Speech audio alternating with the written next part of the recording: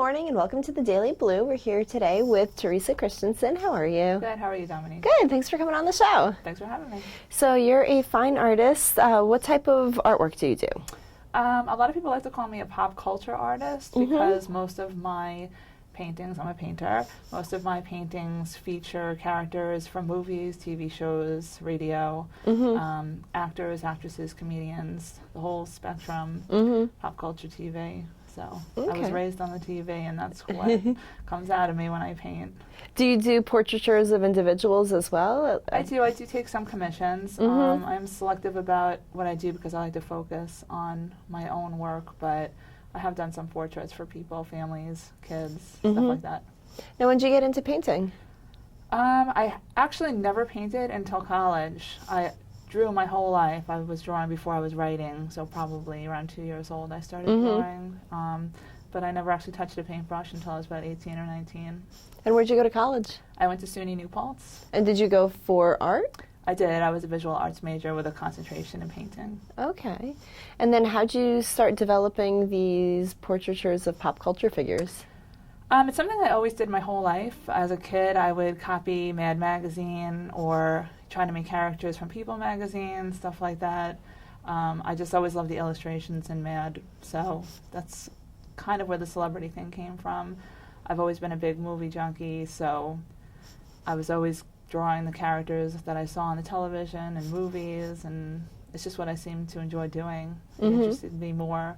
I grew up actually looking at Norman Rockwell paintings, and so I love the illustrative style of Norman Rockwell, and I would kind of do the same thing with characters and sets from movies in that style. So I guess that's where I get my illustrative style from also.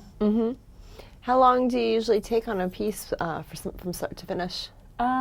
Typically 10 to 15 hours, Okay. broken up over the course of a few days. Do you work with photographs or do you work from memory? I try to not work from photographs, but I'm not sharp enough to rely on my memory. So I try to take multiple photographs. Since I work with movies and television, I'm lucky enough to be able to use film stills. So I'll actually put a DVD on the computer and just freeze shots that interest me and then use multiple pictures to put into the painting. I don't like to ever copy something straight off of a still, so I'll usually incorporate different fabrics, different backgrounds, stuff like that, just to make it my own. And what inspires some of the background designs?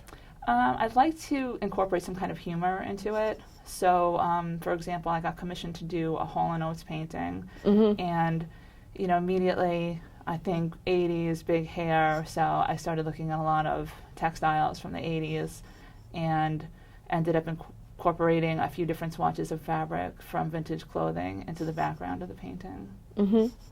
Very cool. Now, where do you exhibit your pieces? All over, mostly restaurants, bars. I've exhibited in your shop, of course.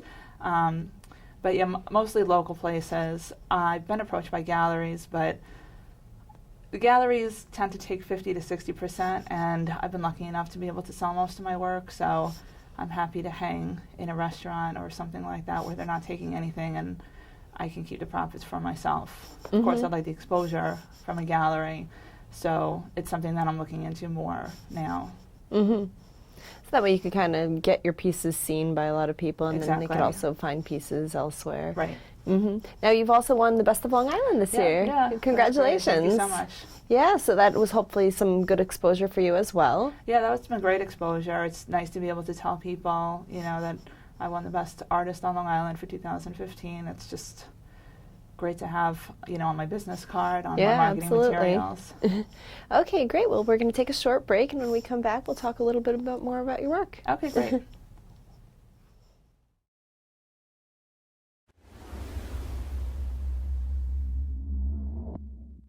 Hey guys, I'm Jason Galka. Be sure to check me out on thedailyblue.com on Wednesdays on A Ship Called Relation, where I dish you advice. I am your gay BFF who gives it to you straight.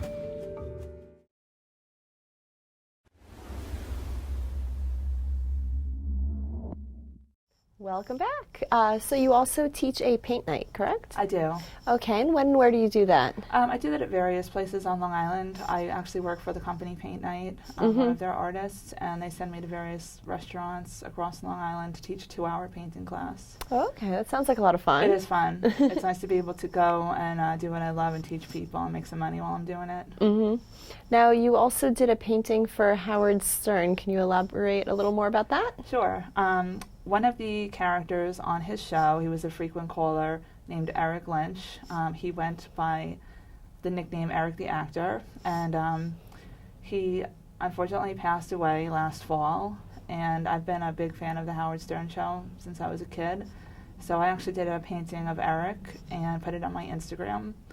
And I went to bed right after I finished the painting, and my husband woke me up about 6:30 in the morning and said, I think Howard Stern is talking about your painting on the radio. So, of course, I said, no, I'm sure he's talking about somebody else. And sure enough, he was talking about my painting and his tribute to Eric. And he talked about it for at least 20 minutes to half an hour. And I thought that was cool, and that would be the end of it. But then his producer contacted me and asked if they can actually use the painting on the show. And they put it on their website, on their Instagram. They continued to talk about it, and they actually told me that Howard wanted the painting. So Howard actually owns the original painting now. He keeps it in his memorabilia room. Oh, wow. Yeah, and I currently am selling prints of that painting, and I give $5 from the sale of each print to Shriners Children's Hospital, which is where Eric was treated as a child. All right, well, that's great exposure as well. That's been great exposure. And it's a great, thing that you're doing with the donation as well.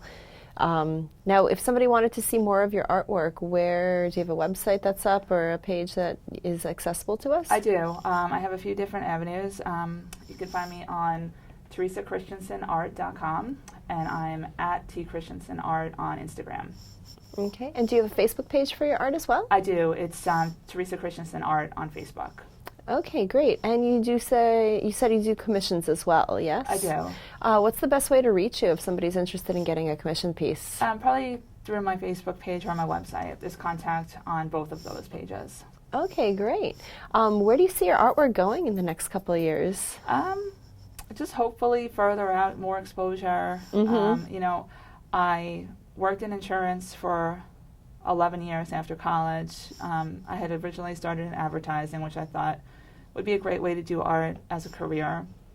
Fortunately, after 9/11, there weren't that many opportunities to grow in that industry in Manhattan. So I came back to Long Island and decided that I was going to do something that was a 9-to-5 job where I could just focus on that from 9 to 5 and focus on my art after 5 o'clock. And I did that, and I did some shows here and there.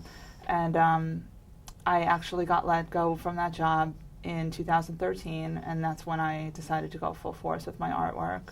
So lots of great things have been happening over the past year and a half, and I hope that they continue to happen. Yeah, me too. Yeah. Best of luck with everything. Thanks Do you have so any much. words of inspiration for young artists out there? It's like I said, it's been a long road, so don't give up, follow your passion, and just believe that you can do it, and you can do it. All right, great. Well, thank you so much, Theresa. Thank I you. look forward to seeing more of your artwork out there, and best of luck with the Best of Long Island next year. Thanks so much. All right, and thanks for tuning into the Daily Blue.